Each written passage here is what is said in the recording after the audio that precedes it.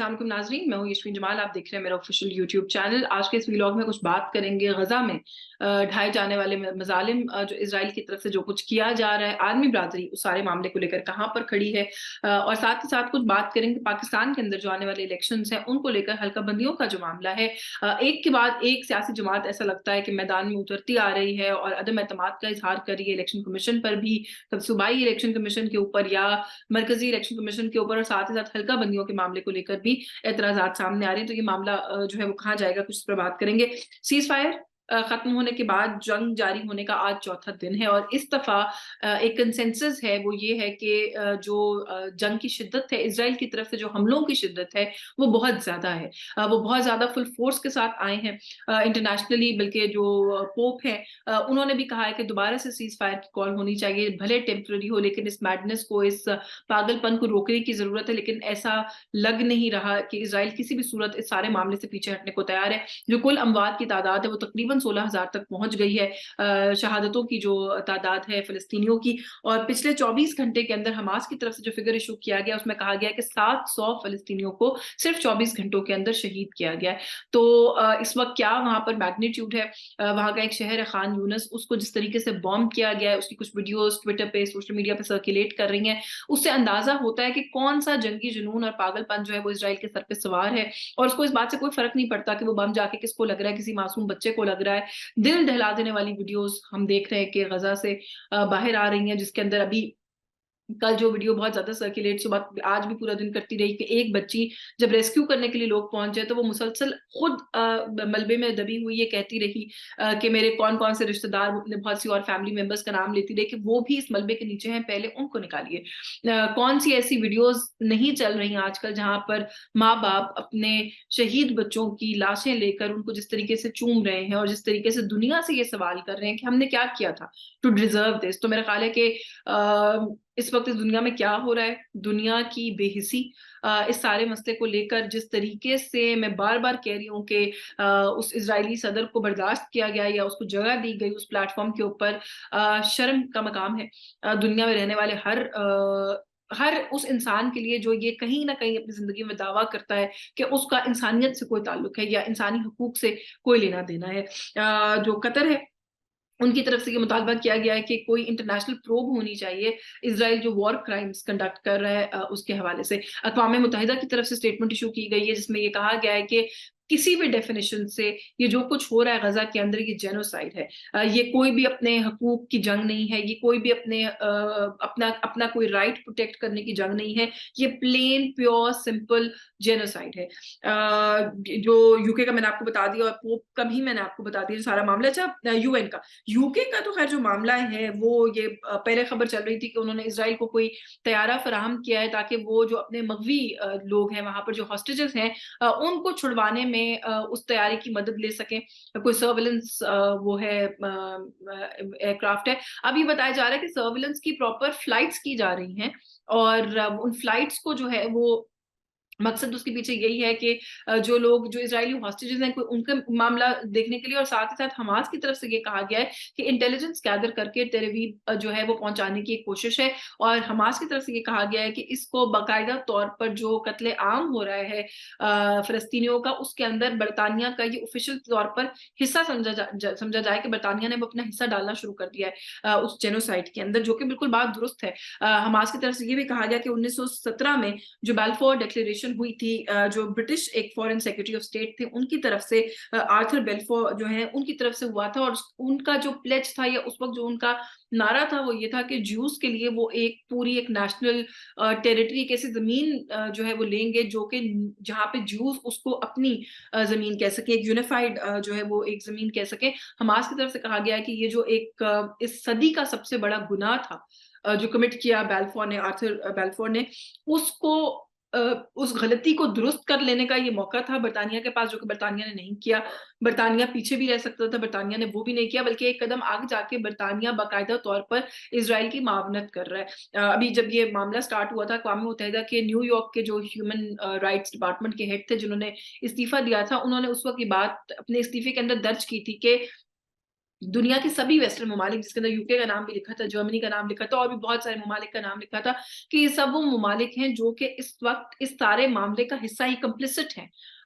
ये इज़राइल को ना रोक रहे हैं, ना इज़राइल को, और खाली ये नहीं है कि रोक रहे हैं और पीछे हो गए, ये अपनी कैपेसिटी के अंदर मावनत कर रहे हैं इज़राइल की। और ये बात हम देख रहे हैं कि वक़्त के साथ-साथ जो है साबित होती जा रही है कि उनकी मावनत जो है वो तो की जा रही है इस सारे मामले के अंदर। अच्छा, इस वक़्त कल की बल्कि एक दिलचस्प खबर थी, मैं कल वीलॉग नहीं कर सकी इस इश्यू के ऊपर। हिज़्बुल्लाह की तरफ से टारगेट्स जो हैं वो लिए जा रहे हैं इज़राइल के अंदर, मुसलसल लिए जा रहे हैं, वो पीछे हटने को तैयार नहीं है। टेल अवीव के वक़्त में एक रॉकेट हमला, बल्कि मुतअद्दिद रॉकेट हमलों की कुछ वीडियोज़ भी सर्कुलेट कर रही हैं। ये कहा भी गया है कि वो की गई हैं, लेकिन उनकी तरफ से इस बात को डिनाई किया जा रहा है और कहा जा रहा है कि जब वो रॉकेट्स लॉन्च किए गए, तो वो वस्ती फ़लस्तीन में जाकर जो है गिरे हैं, वस्ती इज़राइल में आके नहीं गिरे या तेल अवीव में आके नहीं गिरे, जो कि हकीकत के हक़ाइक़ के बरअक्स है।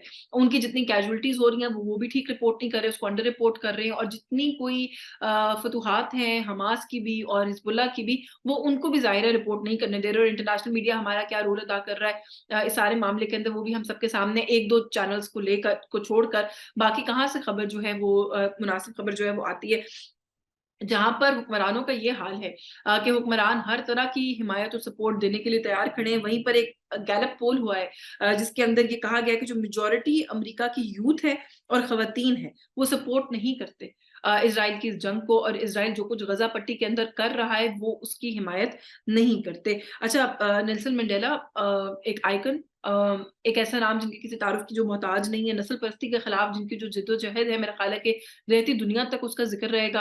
उन्होंने जो मिसालें कायम की उसके बाद उसका भी रहती दुनिया तक ज़िक्र रहेगा कि जब वो नस्ल परस्ती की उस पूरे नासूर से लड़ चुके, तो उसके बाद उनका क्या कंडक्ट था, वो भी मेरा ख़्याल है कि मिसाली है, उसकी मिसाल नहीं मिलती। जिस तरीके से उन्होंने हर किसी को माफ़ किया और जिस तरीके से वो लेकर अपने मुल्क को आगे चले, उनकी जो है वो 10वीं बरसी की तकरीबात हैं और उनको पैलेस्टीनियन लोगों के नाम किया गया है। गज़ा में रहने वाले जो लोग हैं, उनके नाम उन तकरीबात को जो है वो किया गया है। दुनिया की तरफ से कुछ इज़हार यकजहती है, दुनिया भर में मुख्तलिफ ममालिक के अंदर लोग बहुत बड़ी तादाद में फ़लस्तीनियों के हक़ में निकल रहे हैं। लेकिन उससे ज़्यादा अब वक़्त है शायद कि आगे बढ़कर कोई ऐसा इक़दाम करने की ज़रूरत है कि फ़लस्तीनियों की बाकायदा तौर पर ग्राउंड पर मदद की जा सके।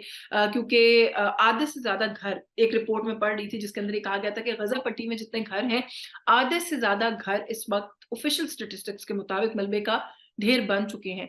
कितनी बड़ी तादाद में लोग जो हैं उनका कत्ले-आम कर दिया गया है, वो फ़िगर्स भी रोज़ आपके साथ शेयर किए जा रहे होते हैं। दुनिया किस चीज़ का इंतज़ार कर रही है? दुनिया चाहती है कि वो जो जितनी भी वो सारी आबादी है वहाँ पर उस छोटी-सी पट्टी में रहने वाले इतने सारे लोग, क्या वो सब के सब जब ख़त्म हो जाएँगे, उसके बाद दुनिया को चैन आएगा? इज़राइल जो अपनी एक एक्सपेंशनिस्ट पॉलिसी के तहत काम कर रहा है, वो फिर रुकेगा नहीं। उसने तो फिर रुकना है आगे, वो आगे जाके तो उसके अंदर फिर बहुत से और भी आपके घर हैं जो ज़द में आएँगे। आज अगर फ़लस्तीनियों के घर हैं, तो हमें इस बात को भूलना नहीं चाहिए, और मैंने कहा था कि मैं वीलॉग के अगले हिस्से में थोड़ा-सा डिलिमिटेशंस के हवाले से बात करूँगी। हल्का बंदियाँ जो आई हैं, उनको ना सिर्फ़ चैलेंज किया जा रहा है, चैलेंज से मेरा मतलब है कि उनके खिलाफ अभी बात की जा रही है, बल्कि सख्त तनकीद का निशाना हम देख रहे हैं कि इलेक्शन कमीशन ऑफ पाकिस्तान को बनाया जा रहा है। पहले पाकिस्तान तहरीक-ए-इंसाफ एक जमात थी, जिन्होंने अदम एतमाद का इज़हार किया इलेक्शन कमीशन के ऊपर। उसके बाद हमने देखा कि पाकिस्तान पीपल्स पार्टी भी थोड़ा-सा उस बैंड वैगन पे आ गई और उन्होंने भी कुछ ना कुछ जो है वो फिंगर पॉइंटिंग करना शुरू की ईसीपी की तरफ, और अब एमक्यूएम जो है, वो फाइनली आ गई है। और एमक्यूएम का कहना ये है कि ऐसा लगता है कि पाकिस्तान पीपल्स पार्टी का बाकायदा कोई पैसा है जो लग रहा है इलेक्शन कमीशन सिंध की तरफ, और सारे मामलात जो है उनके फेवर में होते जा रहे हैं, यानी कि वो करप्शन तक का इल्जाम जो है वो लगा रहे हैं इलेक्शन कमीशन के अंदर। और जो इलेक्शन कमिश्नर हैं सिंध के, बिलखुसूस उनके खिलाफ जो है वो बहुत ज्यादा गुफ्तगू उन्होंने की है। उन्होंने कहा जी वो सपोर्ट करते हैं पाकिस्तान पीपल्स पार्टी को, वो प्रो हैं पाकिस्तान पीपल्स पार्टी को, और हमें उन पर एतमाद नहीं है। इमरान इस्माइल साहब ने भी प्रेस कॉन्फ्रेंस की है, नॉट जस्ट एमक्यूएम, उन्होंने भी कहा है कि जी हमें एतमाद नहीं है, और अगर इलेक्शन कमिश्नर सिंध को तब्दील ना किया गया, तो हम जो है वो फिर अदालत में जाएँगे, या हमसे जो भी कानूनी तौर पर बन पड़ा, हम वो करेंगे। अच्छा, इसके ऊपर भी इलेक्शन कमीशन के कुछ साबिक अरकान से मेरी बात हुई। उनका कहना ये है कि इस तरह एक तो कि जब हतमी फ़हरिस्तें जारी हो जाती हैं, तो उससे पहले जो एतराज़ात और वो सारा एक मरहला गुज़र चुका होता है, उसके बाद फिर किसी के भी कहने पर इलेक्शन कमीशन जो है वो बाउंड नहीं है कि वो रिविजिट करे डिलिमिटेशंस को। एक तो ये बात हो गई। दूसरा, जो इलेक्शन कमिश्नर सिंध वाला मामला है, उन्होंने कहा कि जो पूरा प्राइम इख्तियार होता है वो सेंट्रल इलेक्शन कमीशन यानी कि जो चीफ इलेक्शन कमिश्नर है पाकिस्तान के, उनको हासिल होता है। किसी भी सूबे का जो इलेक्शन कमिश्नर है वो सिर्फ और सिर्फ उस जगह के इंतजामी उमूर को देखने के लिए होता है। उसके पास तो ऐसा कोई इख्तियार ही नहीं होता कि वो किसी जमात को या किसी को वो क्या फेवर कर लेंगे। तो ये सारी बातें जो है वो सिर्फ जो रियल इश्यूज है उनसे तवज्जो हटाने की कोशिश है। सियासी जमातें कुछ ऐसी हैं जो कि चाहती हैं कि इलेक्शन किसी तरीके से डिले हो जाए, ये शायद उसकी एक अटेम्प्ट है। इससे ज्यादा इस बात के अंदर कोई वजन नहीं है।